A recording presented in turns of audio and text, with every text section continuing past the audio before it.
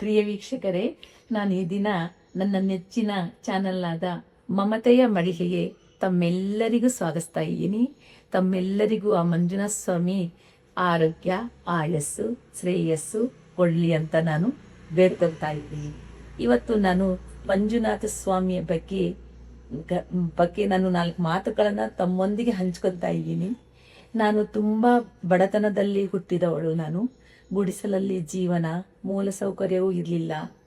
ಆವಾಗ ನಾನು ಆವತ್ತಿಂದ ಇವತ್ತುವರೆಗೂ ನಾನು ಮೊದಲು ಕಷ್ಟಪಟ್ಕೋದು ನಾನು ಓದಿ ನಾನು 40 ವರ್ಷ ಶಿಕ್ಷಕಿಯಾಗಿ ತುಂಬ ವಿದ್ಯಾರ್ಥಿಗಳಿಗೆ ನಾನು ಪಾಠ ಮಾಡಿ ಅವರಿಗೆ ಆಮೇಲೆ ನಾನು ಇವತ್ತು 62 ವರ್ಷ, ನನಗೆ 60ನೇ ವರ್ಷಕ್ಕೆ ನಿವೃತ್ತಿಯಾಗಿ ಮನೆಯಲ್ಲಿ ವಿಶ್ರಾಂತಿ ಜೀವನ ಪಡಿತಾ ಇದ್ದೀನಿ.